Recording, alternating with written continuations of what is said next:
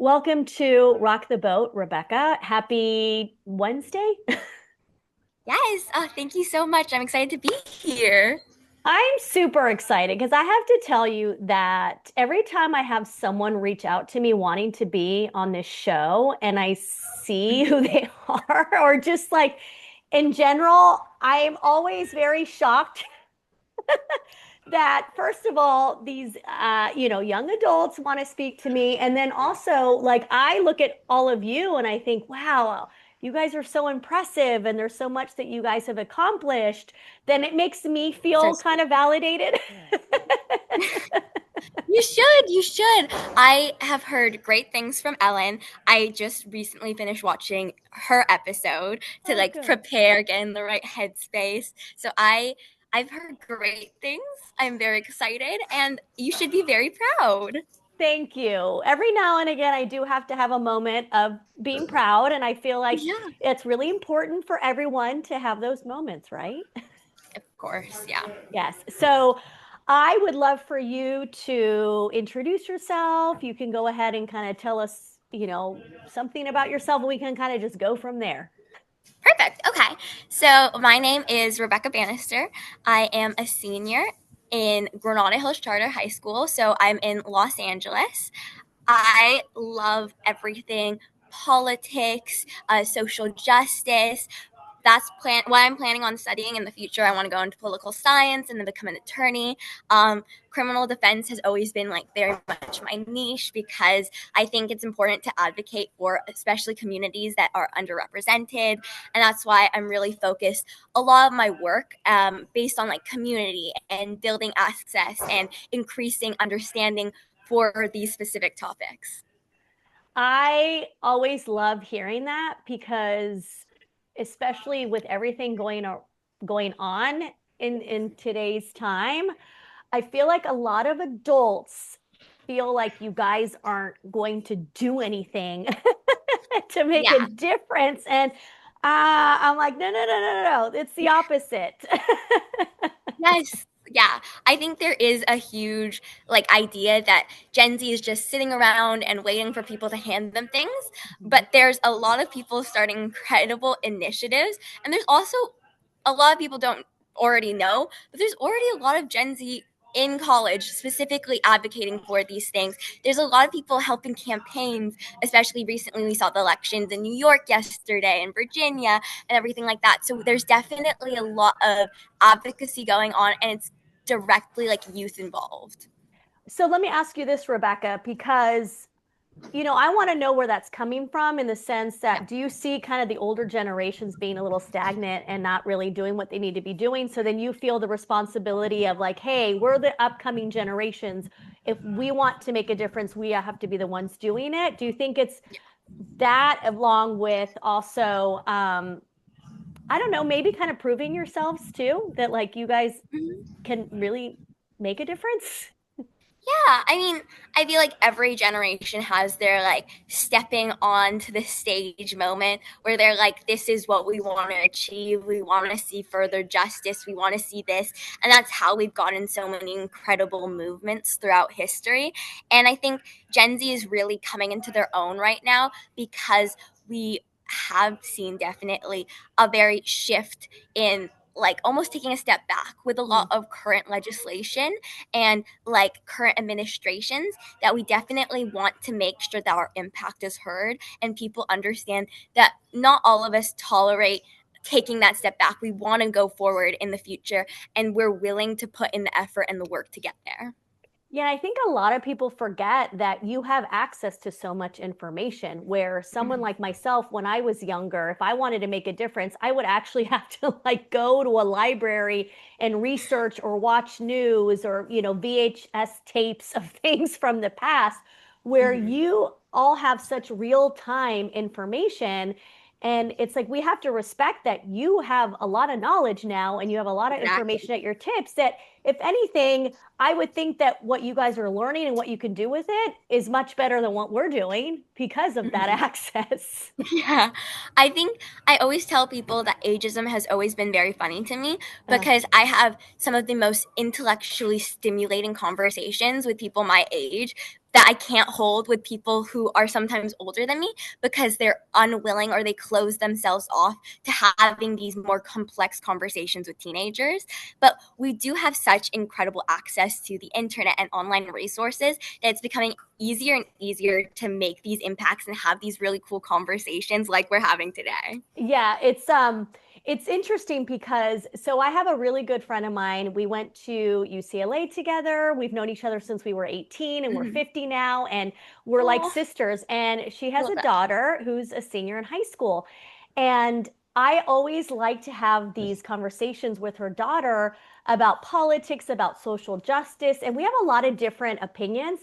But Yeah. it was really sweet because the other day we had a conversation and she like told her mom later, you know, mom, I love that I can have a conversation with someone where we can respect each other's opinions Exactly. and we can hear each other out. And I think she wasn't used to having that, first of all, with her peers, let alone with an adult that wasn't sitting there telling her, this is how you should think and this is how we did Mm-hmm. things. I just Yeah. listened. And like, I love that I'm able to have those conversations with you, with her. For me, it was very stimulating. And yeah, Exactly. I Yes. love it. Yeah.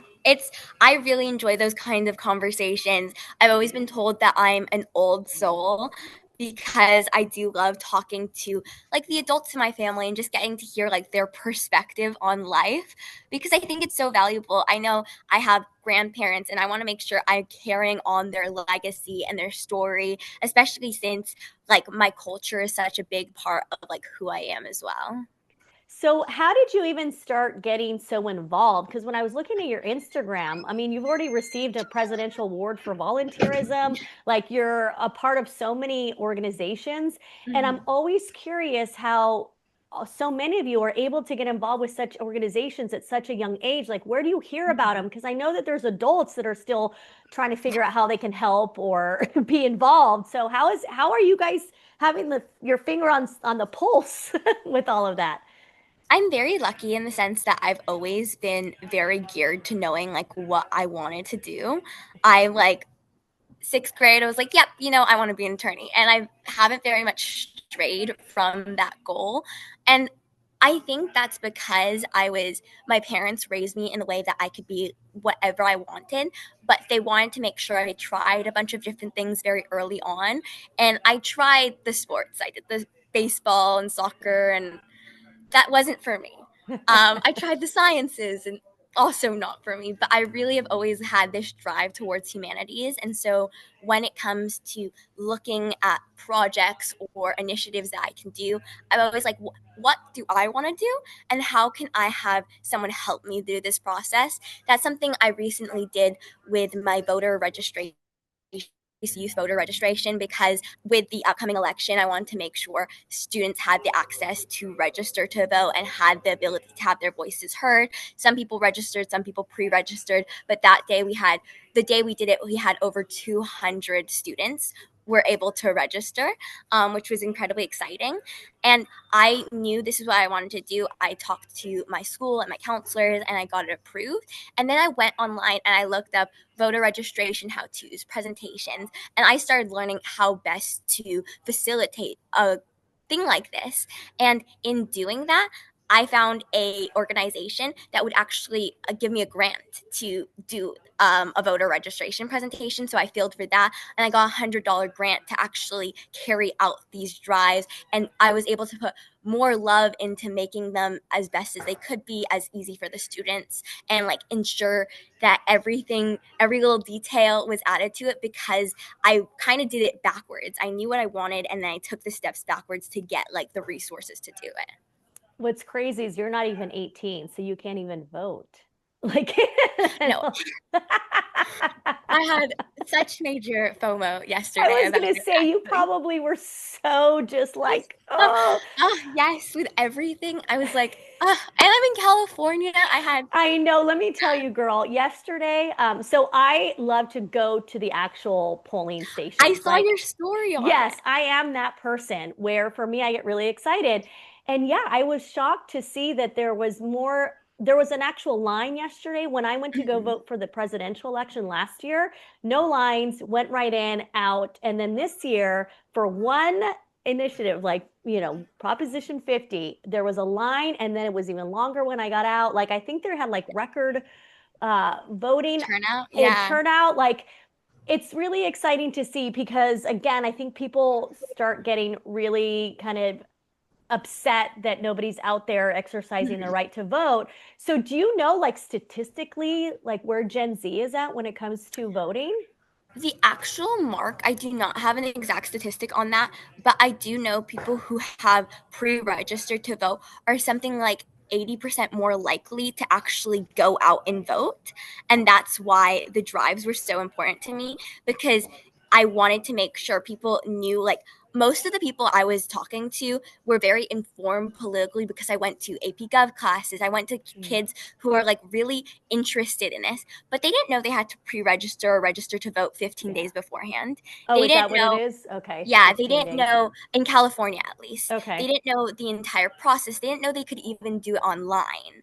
And since, as Mm. we're saying, like, there's so many resources for us online, if you have the proper information, it really does not take longer than 5 minutes to fill out the forms and be like, okay, well, now I'm pre-registered to vote and I'll have all the information I Yeah. need continually. And Yeah, it's it's like so super simple. easy. Oh, it's Yeah, so simple. But again, I feel like there's such lack of education in so many exactly. areas Hmm. that now that you know that and now that you've said that, maybe anybody that listens that's also really, into voting, maybe this Yeah. is an opportunity to start educating for the next election, making sure that people are registered properly and in time, because it really does make a difference. So, Hmm. yeah, that's important. I'm glad that you shared that because Yeah. again it's like when we're in the bubble of it we think, oh, it's such an easy thing to do and you should Yeah. know that, but we forget that like not That people everybody don't know knows that. that. Yeah. Exactly. And they shouldn't be like penalized for not being taught that, especially since it's like other generations' jobs to like pass that information down.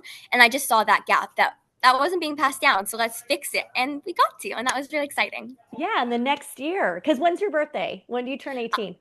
April 26th. Okay, so you'll get to vote next year for sure. Woohoo! For That's, sure. yeah, no, I'm telling you, there's something about it that gets me like pumped. Yeah. Oh, yeah. Yeah, I've been, like I said, as soon as I was 18, I registered. And I think my first presidential election was when Bill Clinton ran for president. I think that was my Mhm. first election that I voted for Yeah. president. Yeah, I remember that. But so let me ask you this because I feel like you still have so many other interests and hobbies that you do. So I want you to be able to share those with the audience as well, because I feel Yeah. like you're a very well-rounded person. Oh, thank you. Yeah.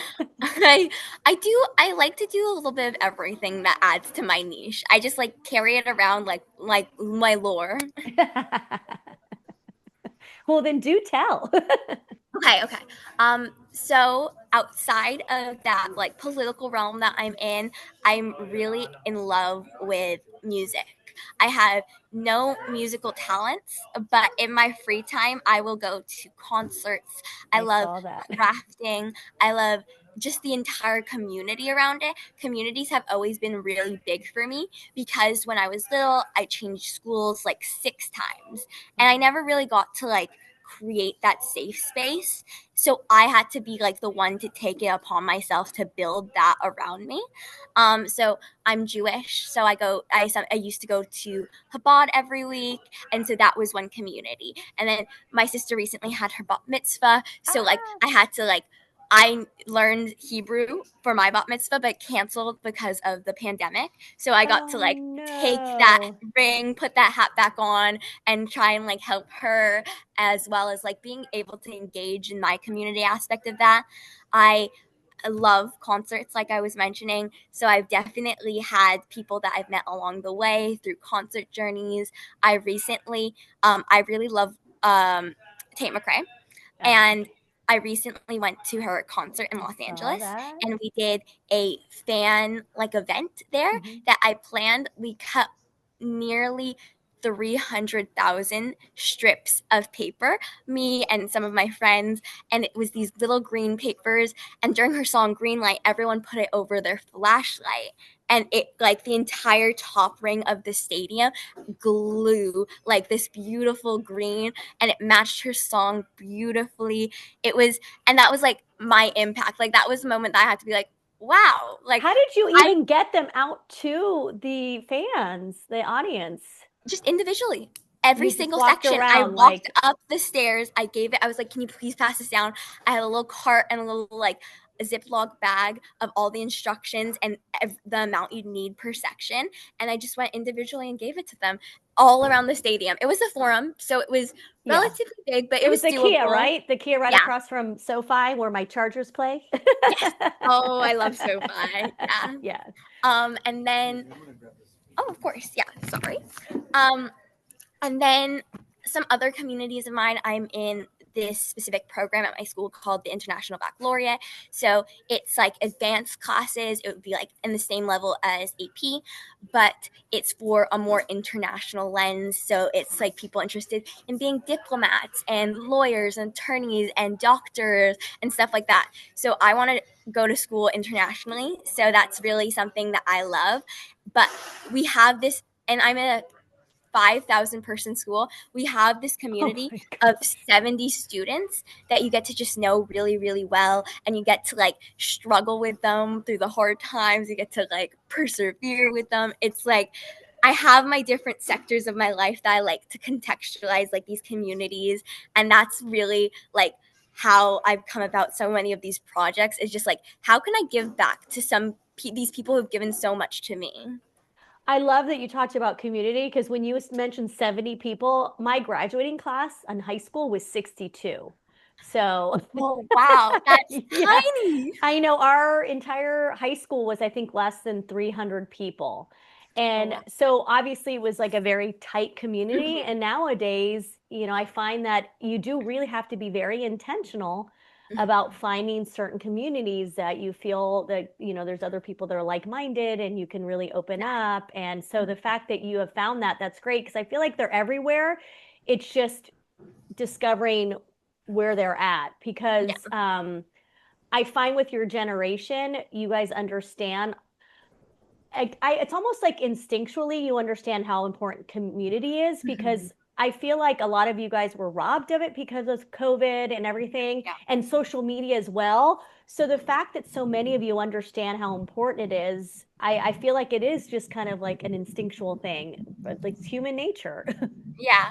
It's because we were all so separated during the pandemic. It's really nice to just like come together and be like just talk to people. It's like we have had this like screen divide for so long that sometimes you forget to be social or how you're supposed to act with other humans, and then you're just like, oh, yeah, hi.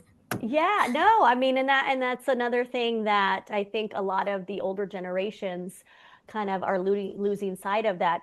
All of you do get to also see what we experienced, and there's a lot of things that we experienced that a lot of you wish you had as well. So I'm curious, like, do you have anything like that? Because I know that I've asked this question before, just seeing your parents or your grandparents, if there was something that we got to do that Hmm. you guys aren't able to, that you wish like you had the opportunity to do that or to experience that? I do think so. Yeah, I have like I yearn for the like idealistic movie high school experience that like was very big, and I think the peak was the 90s personally. Like Okay. getting to hear from my cousins and my aunt, and like that's when they were growing up. They really enjoyed these like particular aspects of like getting to grow up and having a little bit less of the burdens of Mm-hmm. today. and they obviously had their own issues and their own things to deal with, but I feel like colleges were much more relaxed on exactly what you had to do for applications. Oh gosh, You yeah. didn't really have to necessarily meet all these crazy thresholds to get in anywhere, so it's like you got to actually experience your youth before you had to grow up a little bit more, and I really do wish that was like a little bit more of something I could experience. Yeah, and I think that's something that people are maybe starting to recognize. I think especially with like social media where a lot of kids your age are, teeping and trying to do the ding dong ditch, and they're seeing that a lot of adults are getting annoyed by that. Yeah. But it's also like, hey, we got to experience that. So it's not fair. We don't have the right to take that away from the younger generations. Like, if we got to experience that, like, why shouldn't they? Like, that's where I kind of get upset because I'm like, come on, people, remember when you were a teenager and when you were young, like the things that we got to do, the crank calling and, just all these like stupid Mhm. things. But it was part of growing up and your childhood. And so I feel badly when we try to rob that from all of you. I feel like it's like damned if you do, damned if you don't, right? Like we get Exactly, upset that you're not exactly. outside playing that, but then when you're outside playing, it's like, they're complaining that you're making too much noise on your bike or something. I Yeah. don't know. It's Or you're like like misprioritizing your actual work or something like that. Yeah. yeah. So I think that's another thing too that we have to kind of understand like what we've done to our younger generations. And it's not like you made the choice to be born in this time, right? Like I feel very Yeah. blessed that I got to experience the 80s. So what you were saying, the 90s for Hmm. your cousins and everyone, like for me, it's the 80s. So it's all Yeah. those, the true rom-coms. Like I was part of the Yes. John Hughes, the 16 Candles, Breakfast Club, Pretty in Pink. Oh, geez. Yeah, Yes. so that was my upbringing. So talk Mhm. about idealizing like your high school and like the Yeah. crushes. Like I still have that in me.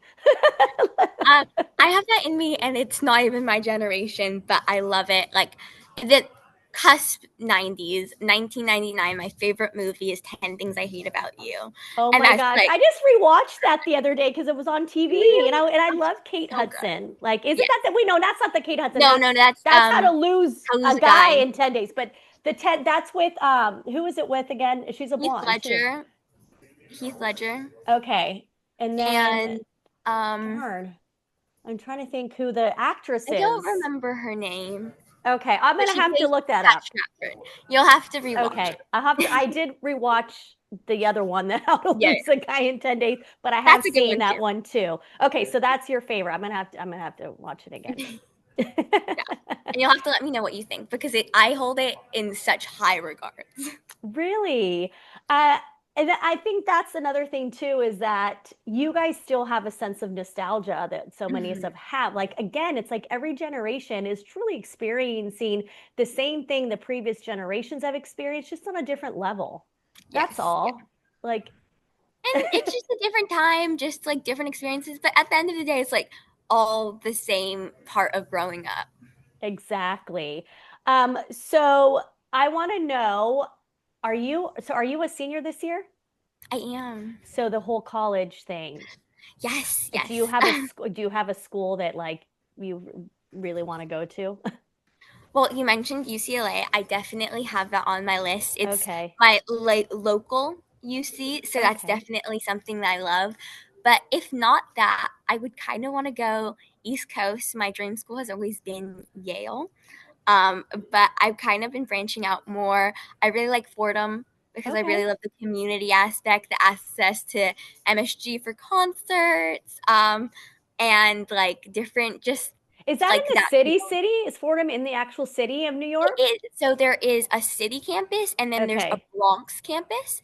Okay. So they have like that duality of like it can be a community school, but it can also be a city school. So I really Okay. like that aspect of it.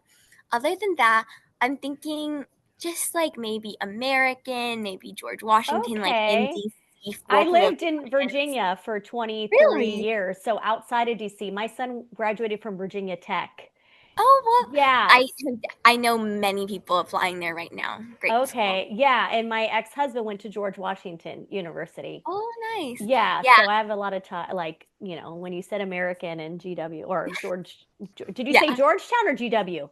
A Oh, you GW. did say GW. Yeah. So and one of my best friends from UCLA, she actually transferred from GW to UCLA. She wanted to Oh, nice. stay on the West Coast, like go back, but That's it's fair. all good. She loved it though. And so did my ex. But yeah, I think it's really neat too to go experience school outside of your state. I Hmm. was not that person. I wanted to be close to home because I grew up in San Diego. I Yeah. just was a scaredy cat when it came to that. And all most of my friends went out of state. And the irony is that they ended up back in San Diego after college, and I'm the one that ended up on the East Coast after college. I love that. Yeah. Yeah, I feel like you have to at least experience like going out at one point in your life, either if it's in high school or later on. But that's definitely something I want to try, even if I always come back home to LA. Yeah, I think there's something to be said about it being able to experience both coasts. Now that Hmm. I've done that, I've half of my life was spent in Virginia. I appreciate it so much because it is very different. Yeah. And I think it just opens up your mind even more. It broadens everything. I feel like even the fact that you want to go internationally, right, and study abroad as well, I think that's really important. Is there a particular country that you would want to study?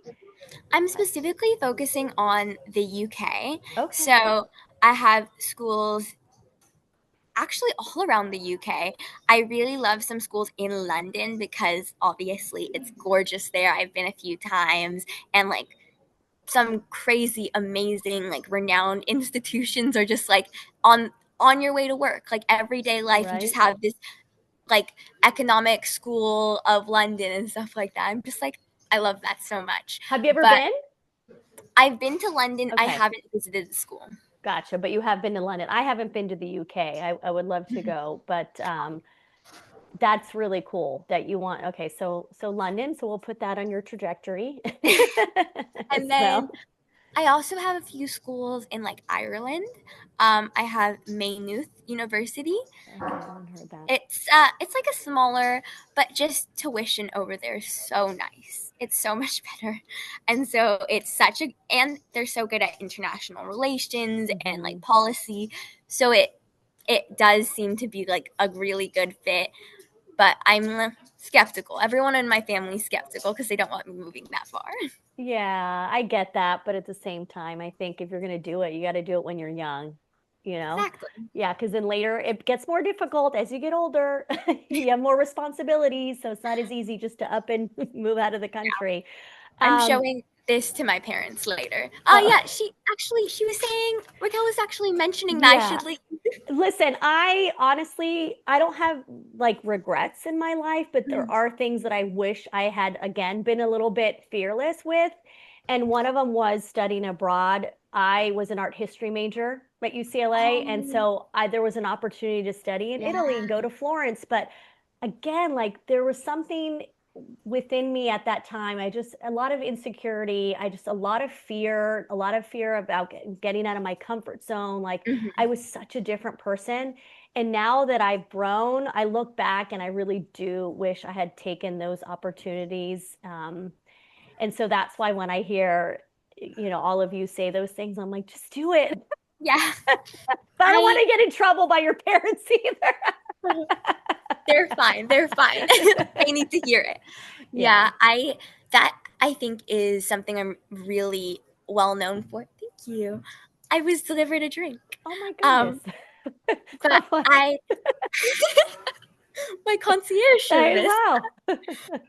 I am very grateful that in the sense I do have a lot of confidence in myself.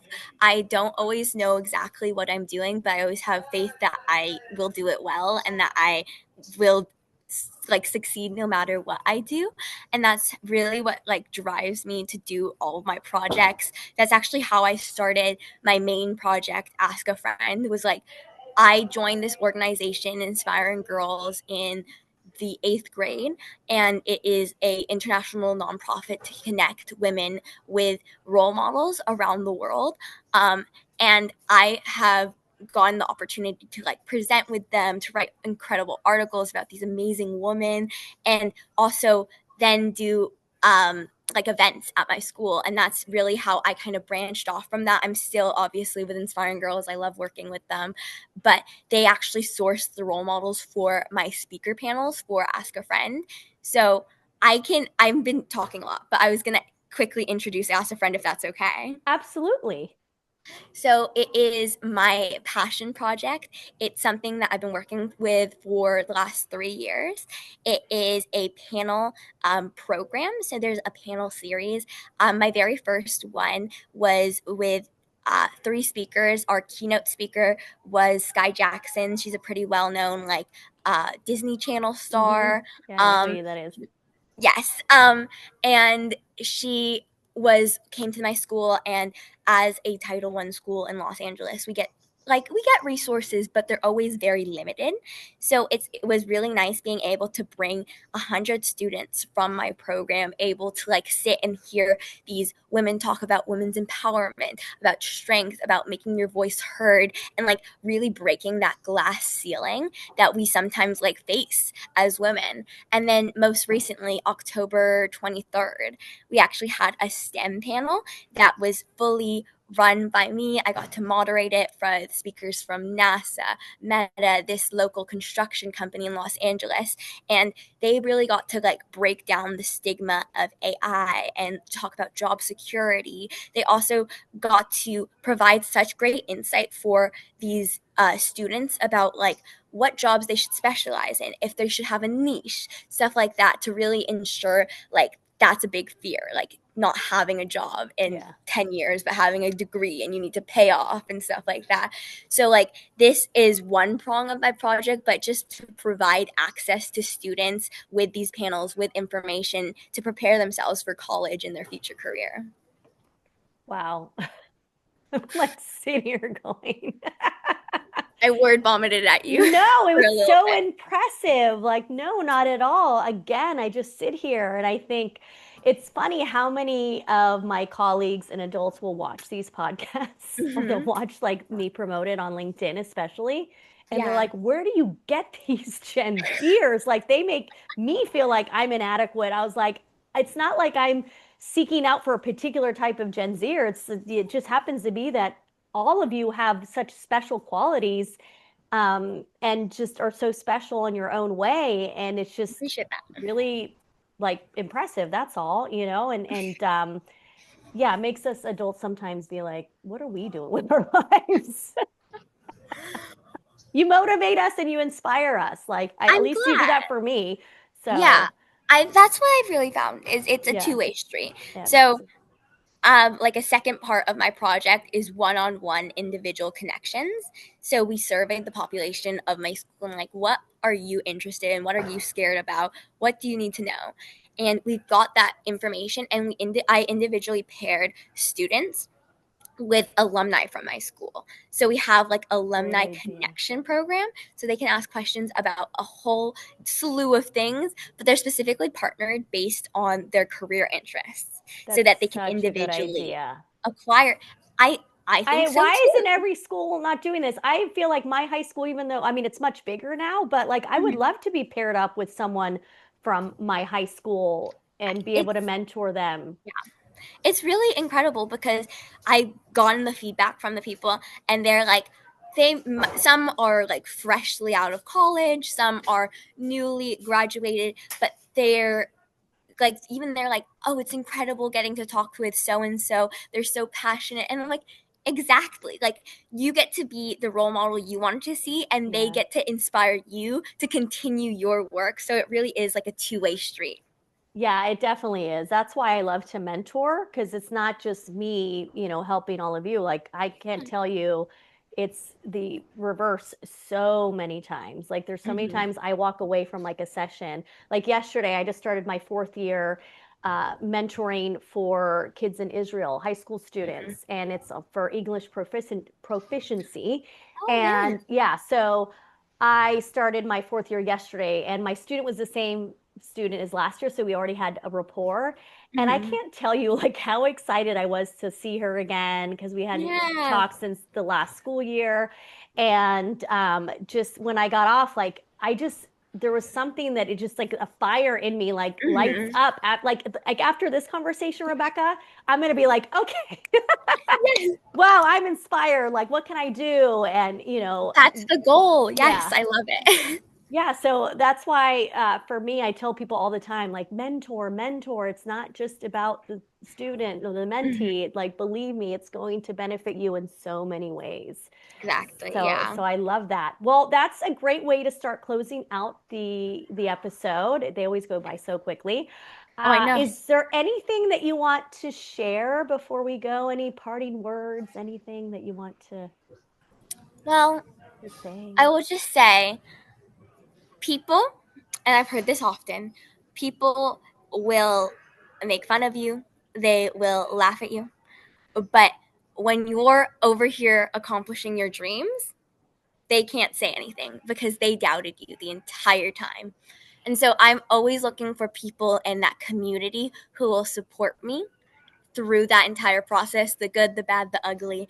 And they get to be a part of the reward when I make my accomplishments. When I am sitting moderating this event, I get to shout them out because they made an impact in my life. And I think that's very important. Absolutely. That's a perfect way to end this. Well, thank you, Rebecca. I loved it. Like, I loved You, your scenery. You had students in the background. Some of them were like kind of looking, being like, what's going on there? You don't even, do you even have any headphones so people can hear I what's happening? don't. Everyone can hear. Hello, everyone. Hello, world. I love that. It felt very interactive in its own way. Well, thanks again, Rebecca. Thank you so much.